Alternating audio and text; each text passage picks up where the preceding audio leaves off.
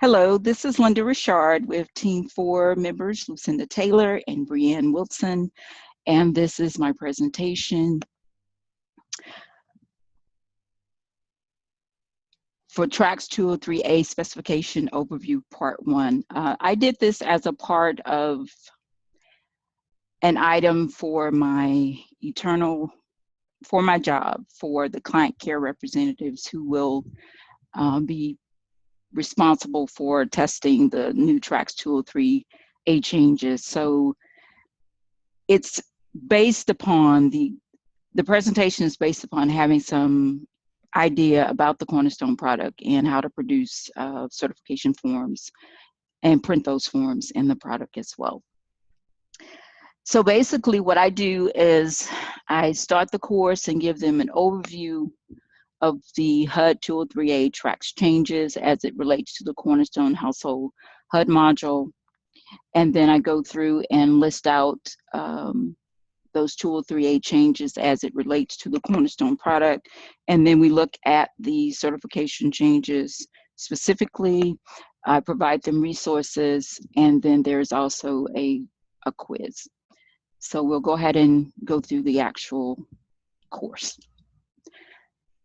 So if they were starting the course, they would go through the overview, and basically I would tell them these are the changes that have been mandated by the HUD, Housing, Urban, and Development, that are to go into effect for the Cornerstone product. And for this particular presentation, the learning objectives are specific to the changes in the certification module or the household module in Cornerstone. My video didn't take, so I need to actually change that and import it, but I will present a short video for them over those changes, and then give them the specifics Tracks 203 certification changes as it relates to the race and ethnicity, enforcement of previous housing codes, the SSN for children under age of 6, printing and displaying that information on the form for fosters, the new member special status code, and then the termination and suspension. And then we go to lesson 2, where we look at specific changes in the certification in Cornerstone. And we deal with the first requirement, which is the expanded race and ethnicity categories for the members.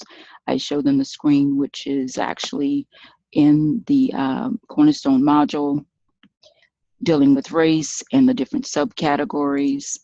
And I show them where it actually is on the actual printed form, section C, household information. And then we look at the ethnicity subtypes, the different subtypes that have been added for Hispanic. And then I also show them on the form where that information will also be selected. And then we go down to the enforcement of the previous housing codes, and basically letting them know that the Code 2 is no longer being used, and Code 5 and Code 6 are now the codes to be used. Lesson 3, I basically give them the resource for the Tracks Entry specification to read more about it. And then we do a short quiz to recap. And that would conclude the presentation. Again, it was kind of short and to the point. What I'm hoping is I can build on this, not coming from an educational background.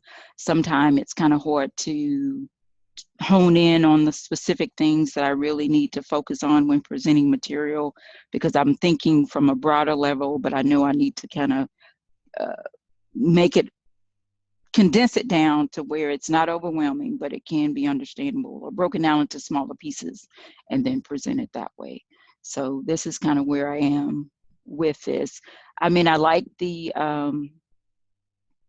articulate rise. I think it's a useful tool, and it was intuitive. I mean, I did have some issues, and except with the video and so forth, but I do like all the different features and what you can do in presenting lessons. So I would like to get feedback from you both, Lucinda and Brianne, as to what do you think about the presentation, or my thoughts in going forward and trying to give this lesson, or make this a lesson about the new Tracks 203 changes. I really liked it. I thought you mentioned that you weren't sure about the breakdown of it. From what I could tell, not having a lot of knowledge about the topic, I mean, it looked like it had the breakdown that made sense, and I really like that it includes so many visuals with it, because I know for me, when I'm digesting a large amount of new information, it really helps me to have visuals. So I really like that you included those in there. Okay, thank you. I think that when you keep saying that you're not coming from a educational background, believe it or not, it's very well articulated.